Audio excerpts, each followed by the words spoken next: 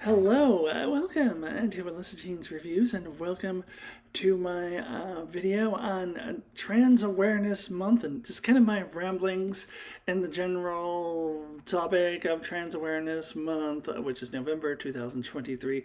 Okay, I'm gonna be honest with you. I didn't even realize it was Trans Awareness Month until recently. I knew there was a Trans Awareness Week.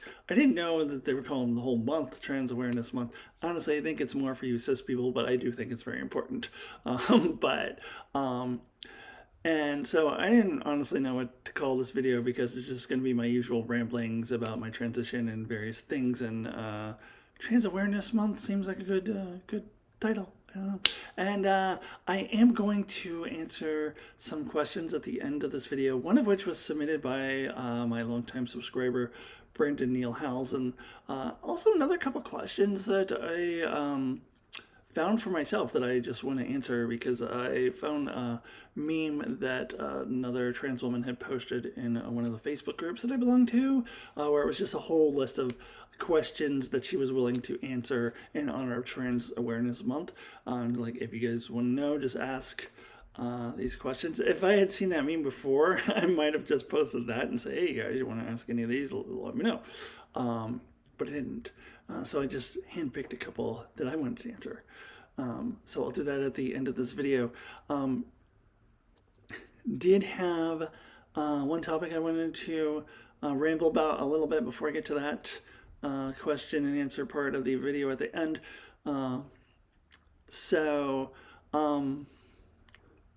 Once again, we shall talk about a topic that I have talked about a few times on this channel, and that is dating, and how I kind of just don't give a shit right now, like, about it. And I still exist, I still have a presence on dating apps, and I still check them periodically, and I get just really annoyed and frustrated when I do. I think my overall sense and my overall feeling of life is that I really feel really content with being able to express myself as I am, and something I've never been able to do until the last 3 years. I feel really content feeling like I should feel with my hormones. I had a little bit of a scare where they had ran out of progesterone, seemingly, and I thought I was going to be without it for a couple days. In a few days, I was like, I don't know what that's going to feel like.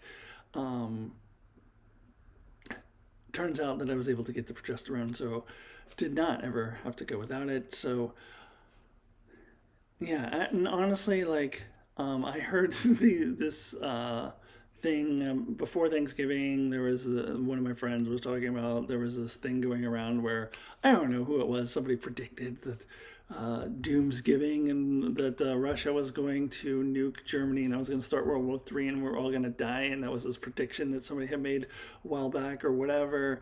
And this happens every couple of years. I feel like, oh, it's going to be a doomsday on whatever day. And weirdly, my immediate thought is not how am I going to eat, not how am I going to survive. It's like, fuck, how am I going to not have the hormones? That's going to suck. Maybe it'd just be better if I just get blown up. I don't know. No, but of course that was all a bunch of malarkey, as all of those doomsday predictions are. So, anyways, I said I was talking about dating. See, this is why it's called rambling. Get off on this side tangent. I think I brought up the hormones because of my HRT, and just because of I get to express who I am, and I have really wonderful supportive friends who allow me to express who I am, and a group of female friends who have accepted me into their midst and consider me one of the ladies and really treat me that way, and all of those things. I just feel more content than I ever have in my life. So it's like, I don't know, do I need some partner or something? Why is that important? So most of the time, like, I don't even think about it.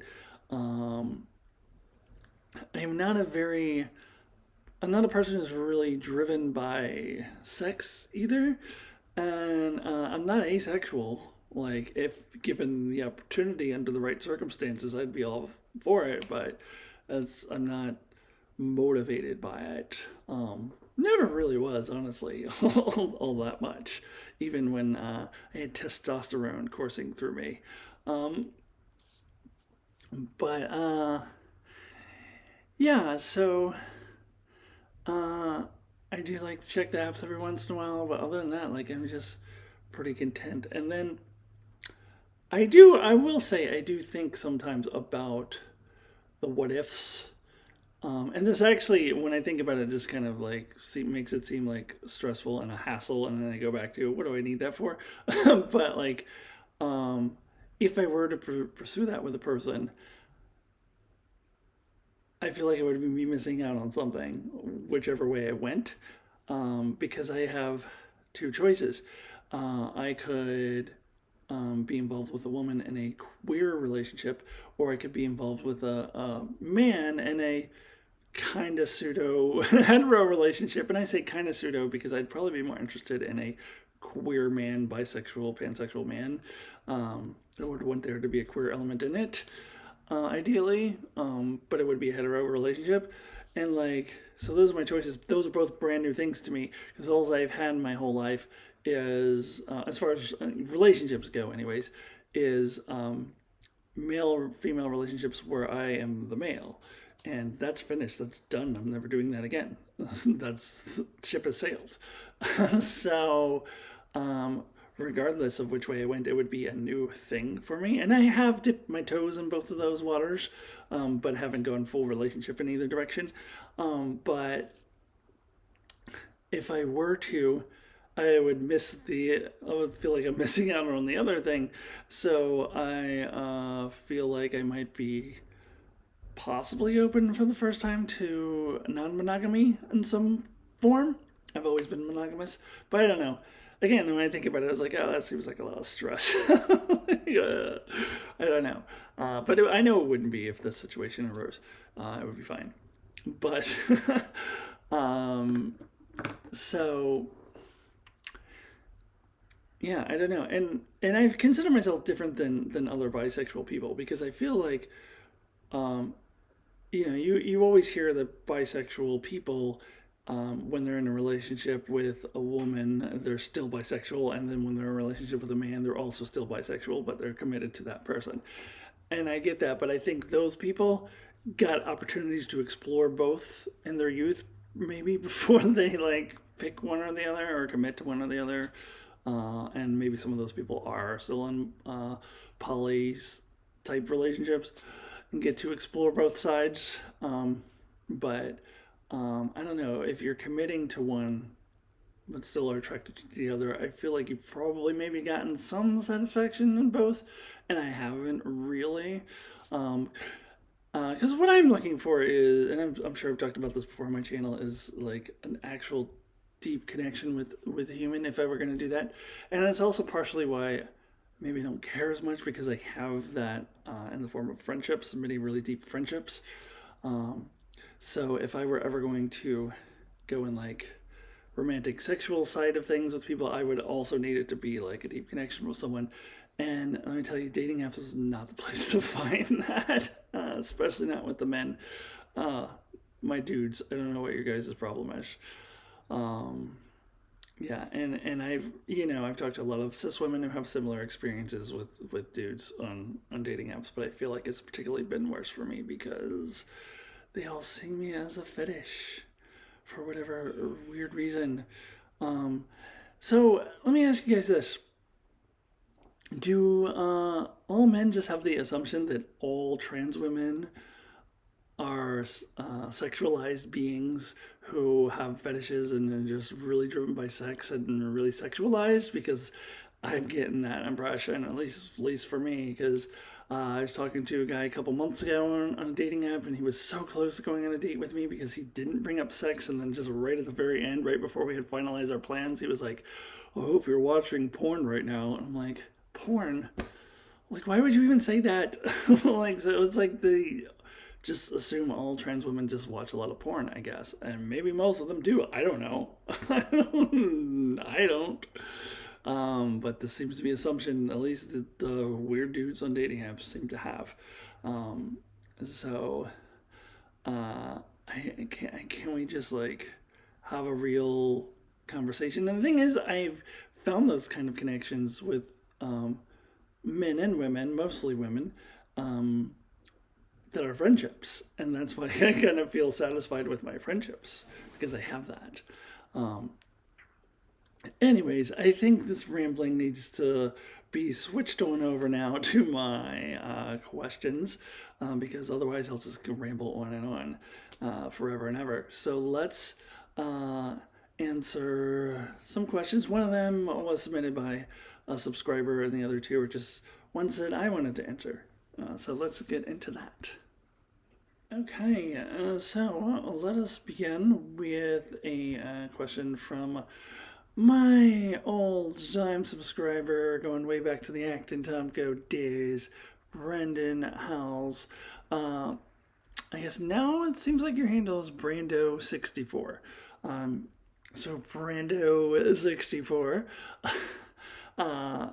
He asks, what's the most difficult thing that you find doing physically since your transition? Honestly, the physical challenges weren't as bad as they were made out to be. I don't know. I watched like all these other videos of trans women and stuff like that before I started hormones, and they all talked about how you lose upper body strength. And um, I don't know. Like, I definitely have lost upper body strength, and I remember the moment that I first realized that I was coming back from Costco. I go to Costco once a month and I buy like big boxes full of food, and so I can stock up for the month. And I lifted up a box and I was like, "Whew, this is a lot heavier than I was expecting it to be." And yeah, I realized, oh yeah, I actually have lost a lot of upper body strength from what I used to have. And since then, though, I've just kind of mentally adjusted to it. Like I know where my strength level is at, and it doesn't really bother me. So it's just like I know what I can do, and I just stay within that limit, and so it's not a big deal, I guess. And I don't find any other physical limitations. Like I feel like I can run just as fast, like as I always have. Like I don't know. So I guess the answer to the question is I don't really find anything that difficult, to be honest with you. There's a difference, but I couldn't adjusted to it. So to me, the whole like loss of upper body strength and the physical differences was way overblown by other trans women, and maybe it's more of a big deal for them. Like for me, I just haven't found it to be that big of a deal. Um, so that answers that question. Thank you, Brandon, for kindly submitting a question. The next one I wanted to answer, just kind of a good transition, if you will, to this from Brandon's question to this one. What's the most difficult thing about being trans in general? I wanted to answer that question because that's actually what I thought Brandon's question was at first when I first read it.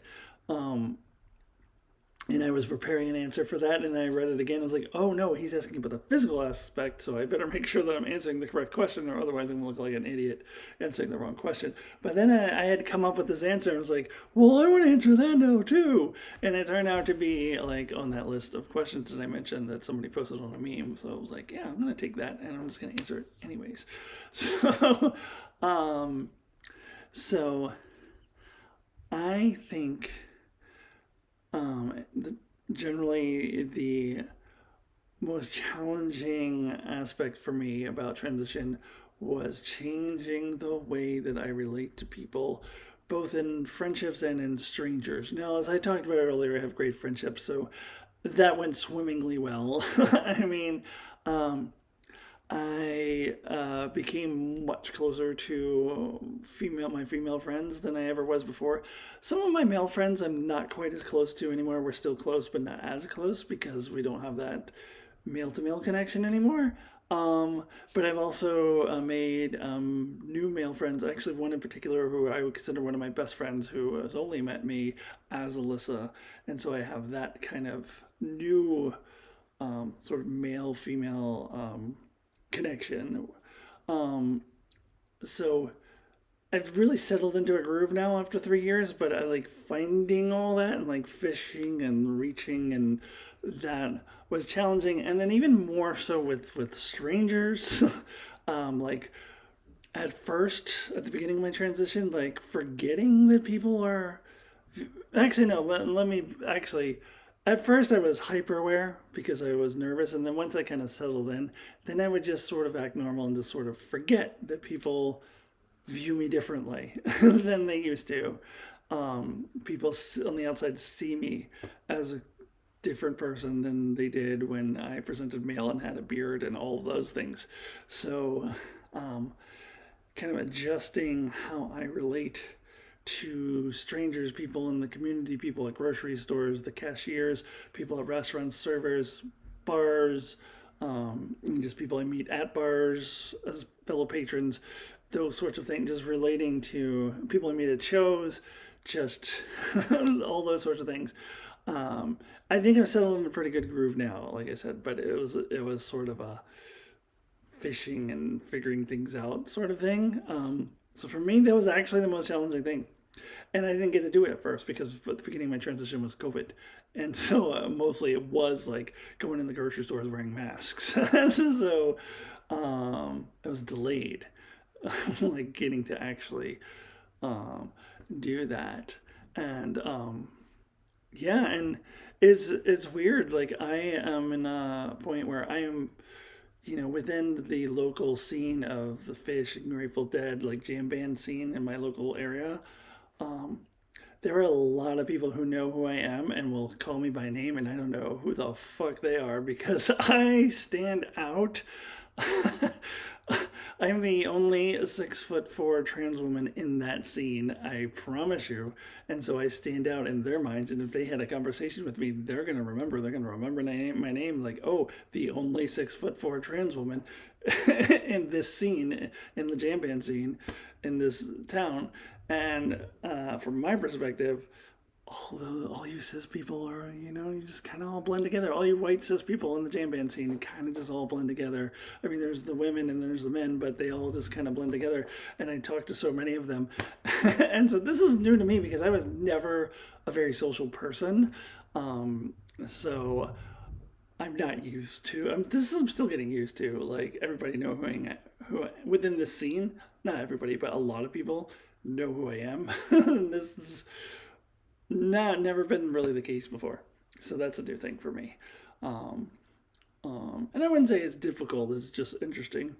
Um, but anyways, overall, the social aspect has been the most challenging thing, in general. Now, the last question I kind of handpicked that I would like to answer um, is, what do you wish you could tell the younger you as a trans person? Uh, and because I've thought about this a lot, and my immediate inclination was to tell my younger self, transition as soon as you possibly can. But younger self would have had a harder time transitioning. As much as I would have loved to transition as a teenager or in my early 20s, that was impossible in the environment I grew up in. No one ever, that was unheard of. It was just completely unheard. It's so much more common now. um, and as much as trans kids are getting, attacked by legislatures and fucking Republicans, the fact that they're even able to come out as trans is a new development. And that's why, you have your Tucker Carlsons and whatever assholes going on the air and saying that, oh, trans people didn't exist 5 years ago, now it's a trend. No, they were always there. Now I just feel more comfortable being who they are, just more comfortable coming out. So I wouldn't have really been able to tell my 20-year-old self, oh, go ahead and transition. A 20-year-old self would be like, what the fuck are you talking about? What does that even mean? Um, go get surgery, because that's the only thing I know about. So what I would instead tell, let's just say 20-year-old self, um, so be patient. You're going to be a woman later in your life, and it's gonna be good. You're gonna be accepted. It's gonna be okay. Just wait it out, and then maybe you could do it a little bit earlier than what I do it. Create a new timeline. Maybe just a little bit earlier. I mean, a 20-year-old, 40-year-old self would have been fine, honestly. Even maybe like 37, 38-year-old self uh, would have been fine. Honestly, um, yeah, I don't know. in my 30s, it would have been okay. But mid to 30s or 40-year-old self totally been okay. I didn't transition until 46, for the record. So yeah, maybe you could do it a little bit earlier, but also just be comforted in the fact that it's gonna happen. It's gonna happen. So don't fret. So that's what I would tell my younger self. Um, okay, so that does it for my trans awareness rambling video, various topics. Um, I don't know that I'm going to do another one of these, so I'm wrapping up production. Not wrapping up production, just kind of wrapping up my channel at the end of this year because I don't get a lot of views, and I don't want to put in the effort to get more views, and already as it is, just it's becoming like a chore and it's not as fun for me anymore. I feel like I've accomplished my mission of kind of getting my story out there, and also I'm kind of tired of doing all the Star Trek reviews. So the one thing I wanted to do with my Star Trek was do the top 100, and I've nearly accomplished that, and then so I call it quits. I may come on occasionally and do videos, but the regular content of my channel is ending at the end of this year. Also, I apologize, my sound is not as good as it was before. My microphone broke, and since I'm wrapping up the channel, I did not buy a new one, so sound sucks too. So, yeah, so maybe I'll do one quick final translate video in December. Maybe not, I don't know. But for all those who watch my videos, thank you so much for supporting me. And please go check out all my previous videos, all my other ramblings, and subscribe. Even if I am wrapping up, you could still subscribe. There's no harm in it. Thank you so much for watching, and thank you, Brandon Neal House, for submitting a question. All right, have a good one, everybody. I'll see you real soon. Goodbye.